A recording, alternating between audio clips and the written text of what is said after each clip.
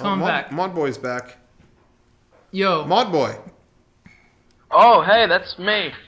Hell yeah. Yeah, that's you. Yeah. Okay. Oh, wow. I didn't make it on. Sorry. I wasn't expecting. That's you. Motboy. Yeah. Yes. I'm Rocco. Right. Oh, hi, Rocco. And that's. You're Motboy. The video is like really screwing up. Yeah.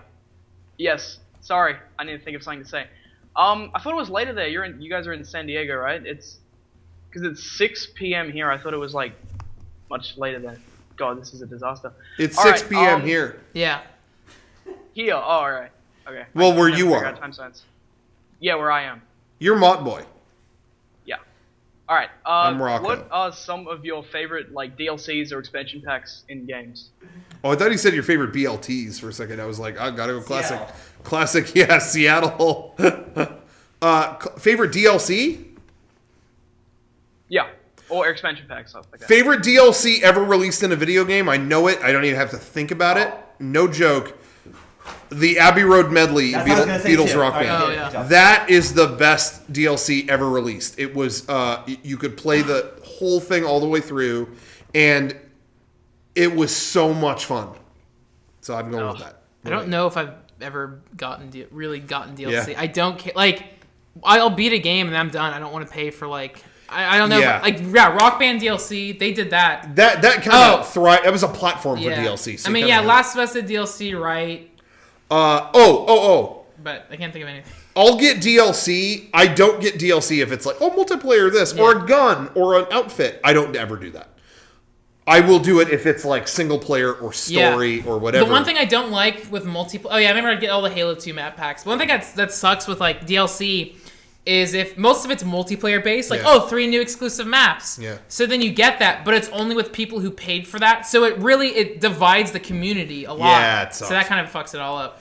Yeah, World of Warcraft has expansions. I mean, so yeah, I guess Wrath of the Lich King, and I played the fuck out of that. But I will actually agree or add to that. Other than the Beatles one I mentioned, the people mentioned it. The Last of Us, Left Behind, I think is what it was.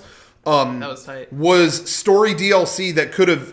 I mean, the easy route would have been you play as Joel, you have crazy weapons, bad shit happens, and instead you play as Ellie. And it's 2 little girls hanging out. And I remember when I found out it was that, I was like, huh? That's it? What? You know, the video game mentality is be the burly dude with a lot of guns. That DLC was the complete opposite and was more interesting and provocative and actually gave... When it was over, Dominic, my brother, played it too, and we talked about it for an hour. I don't know any other DLC that gave me that much to chew on. You know what I mean? Like, so that I want to say is up there for me as one of the best. Yeah. I really, really liked the new Mario tracks and the characters they added. I still haven't gotten those. Yeah. And that's not like crazy DLC, but I don't think they've ever done that with Mario Kart. They never added tracks to... Nintendo's like getting really new with it with all the DLC. And that was great. But I haven't felt like they've done anything that's like, rip off. It's like, you don't have to get those tracks. It's a huge bar because all their DLC stuff. Yeah, for the Mario Kart, it's like $7 for like 2 new. I don't know. It's a good. It was 8 new tracks. No, that's nuts. It was a lot. Yeah. Yeah. It was maybe 6 new tracks and 6 retro tracks that you couldn't play on the Wii U before, and then, but that's for $12, and then that's for this release, Pack 1. But Pack 2, which is also part of that $12. That'll be out in May. Is out in May, and it's more characters and then like 6 more new tracks. Yeah. And all this other stuff, and it's like for $12, like that's awesome. I was gonna say too. They just updated Smash Brothers today with 15 new stages for the 8-player mode that you can play. 15 new playable stages for that that you couldn't use before. And it was free. It was an update, and it's like Nintendo's like the one group still doing that. Anybody else would have charged. Resident Evil 5 had a expand or a DLC thing. I think it was called like Lost in Nightmare or something. But it was like you got to go back to the mansion. A mansion from Resident Evil 1 as Jill and Chris, and you got to fight like Spencer. You got to fight like the creator of Umbrella. That was kind of cool. It was really short. Yeah. But like that was kind of a cool like fan service thing. Yeah, I really enjoyed that. But I think in terms of DLC though. What Rock Band did, that was like the best. Yeah, it's a platform for DLC. Yeah. What you're mentioning about the Resident Evil thing, like if you want to do, because that wouldn't be its own game, that wouldn't work for its own game. No. But that kind of DLC I'm totally fine with. Like, hey, this is a fun little idea that we had, and we did it for you guys. If you want it, cool. You don't have to have it, but it's just a fun little thing. Like, that to me is awesome. But yeah, when you're saying like new maps, like you're saying like it divides like people playing it. Yeah, that sucks. That's shitty. That's shitty. Yeah. Any content that's withhold that could have been in the game. That is lame. Yeah. Yeah. I agree. The developers always use that excuse. Well, it's just a delivery method. It's on the disc. It's just a delivery method when you unlock whatever, and it's like that's okay. That works on paper. Yeah, like not an execution. Capcom with all their fighting games, that would like I think they would even have the character icons on the select screen, and it's like you have to pay $5 for it. That sucks. It's like if you like start dating this girl, and we always use this example. It's like you start dating this girl, and it's like, hey, would you be upset if I had a crush on another girl? No. And then you start like making out with them in front of her. Well, you said. I mean, it's not. It's like, wow, cool technicality, asshole. You know what I mean? It's like, just like, yeah, you got off on that, I guess. But yeah, these developers try to pull. Well, it's just a delivery method. Yeah, but look what you're doing, you jerk. The only thing I can think, like, when I hear DLC, it's always tied to the first Oblivion Horse Armor DLC, which, like, that was the first big fiasco of DLC. Yeah. It was when Oblivion came out in 360, they had Horse Armor for $3. And that, like, opened up, like... I mean, now here we are in the future, and, like, they have that shit, but that was the first thing, and, like, that was nuts. But you know what's funny? When that happened, I didn't even really care. It's like, if you really want to make them pink, then do it. I don't give a shit. You know what it did kind of take its toll on, though? One of my favorite game series ever is Dead or Alive.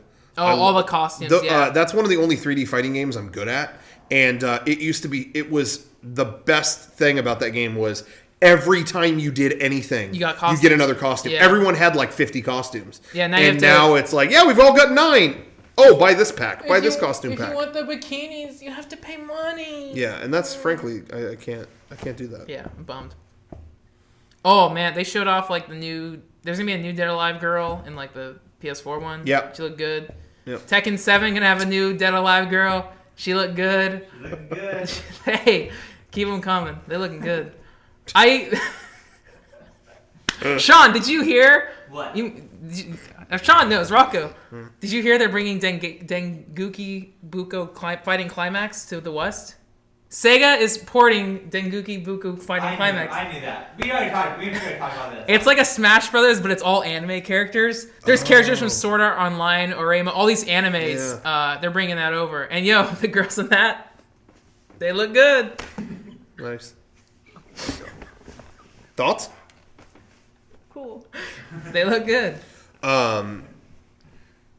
What was I going to say about that? Dead or Alive, by the way, Dead or Alive 5, the last one. Did you ever play that? I paid $60 for it. Yeah. I think I played like a round of it. Haven't touched it since. It's on my pile. Really? And now like you can get the Ultimate Edition for $5 at GameStop. Oh, yeah. That's a game, that's like the only fighting game I'm good at. Those games, but you know what? For me, I don't take that shit seriously, and Dead or Alive is the perfect apex of fun, yeah. We don't take any of this seriously, and it's just goofy cheeseball. And let me tell you, the best story in any video game is in Dead or Alive 5. Beat the story mode. It is like, what were you guys thinking? It's meanwhile in Antarctica. Meanwhile in Africa. Meanwhile in whatever. A ninja girl teleports in. Hey, I think they made a clone of me. No, they didn't. Teleports to Antarctica. Okay, I'm back. I mean, it is just like, what is going on? Anyway, super fun. All right. You're Motboy. Yes. Is 6 p.m. Oh, it's 6:25. Oh, I okay. figured out time zones. I did it. Where do you live? Wait, where do you live now? Where do you live? Australia. Australia. Nice. Yes. Well, take care. Thanks for your call. All right. Yeah. Thanks. Okay.